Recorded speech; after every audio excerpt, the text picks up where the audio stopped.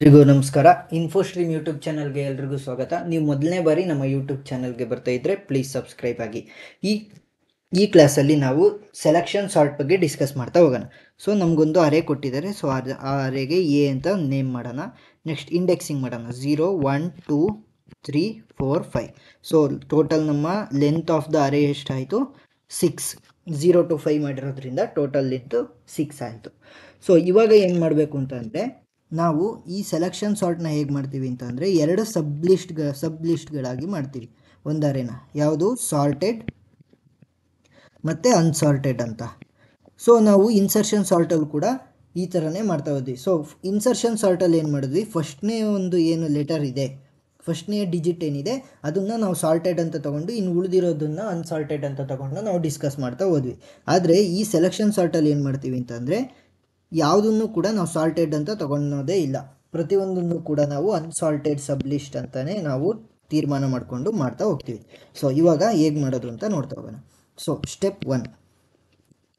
So step 1ಅಲ್ಲಿ ಏನು ಮಾಡ್ತೀನಿ ಅಂತಂದರೆ, ಈ ನಮಗೆ ಕೊಟ್ಟಿರುವ ಅರೇಯಲ್ಲಿ ಈ ರೈಟ್ ಸೈಡಲ್ಲಿರುವುದನ್ನು ಎಲ್ಲದನ್ನೂ ಕೂಡ ನಾನೇನು ಮಾಡಿದ್ದೀನಿ, ಅನ್ಸಾರ್ಟೆಡ್ ಸಬ್ ಲಿಸ್ಟ್ ಅಂತ ತೊಗೊತಾ ಹೋಗಿದ್ದೀನಿ. ಸೊ ಈ ಅನ್ಸಾರ್ಟೆಡ್ ಸಬ್ ಲಿಸ್ಟಲ್ಲಿ ಚಿಕ್ಕ ವ್ಯಾಲ್ಯೂ ಯಾವುದು ಅಂತ ನಾನು ರೌಂಡ್ ಅಪ್ ಮಾಡ್ಕೊತೀನಿ. ಚಿಕ್ಕ ವ್ಯಾಲ್ಯೂ ಯಾವುದು? 1.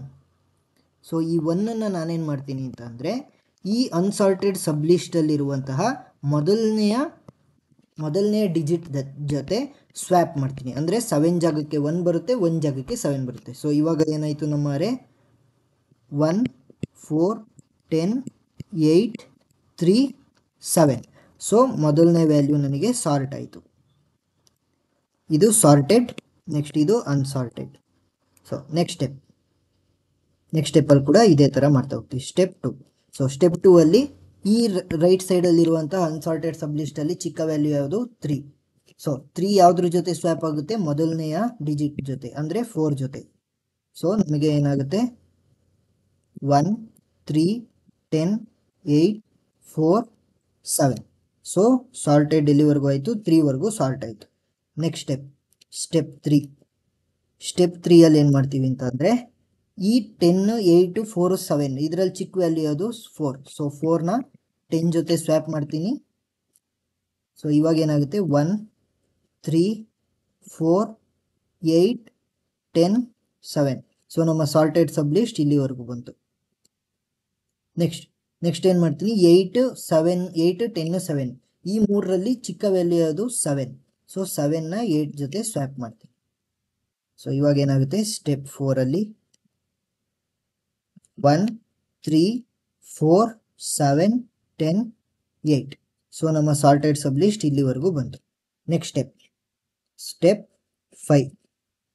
ಸ್ಟೆಪ್ 5ಅಲ್ಲಿ ಇನ್ನು 10 ಮತ್ತು 8 ಮಾತ್ರ ಉಳಿದಿರೋದು. ಸೊ ಚಿಕ್ಕ ವ್ಯಾಲ್ಯೂ ಯಾವುದು? 8. 8ನ 10 ಜೊತೆ ಸ್ವ್ಯಾಪ್ ಮಾಡ್ತೀವಿ. ಇವಾಗ ಏನಾಗುತ್ತೆ?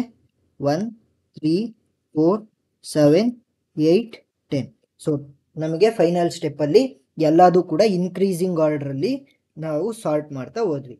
ಸೊ ಲೆಂತ್ ಎಷ್ಟು ಸಿಕ್ಕಿತ್ತು ನಮಗೆ? 6. ಅಂದರೆ ಅದನ್ನು n ಅಂತ ತೊಗೊಂಡ್ರೆ ನಮಗೆ ಎಷ್ಟು ಸ್ಟೆಪ್ಸಲ್ಲಿ ಆನ್ಸರ್ ಸಿಗುತ್ತೆ? n-1 ಅಂದರೆ 5 ಸ್ಟೆಪ್ಸ್. ಸೊ 5 ಸ್ಟೆಪ್ಸಲ್ಲಿ ನಮಗೆ ಕೊನೆ ಆನ್ಸರ್ ಸಿಕ್ಕಿದೆ.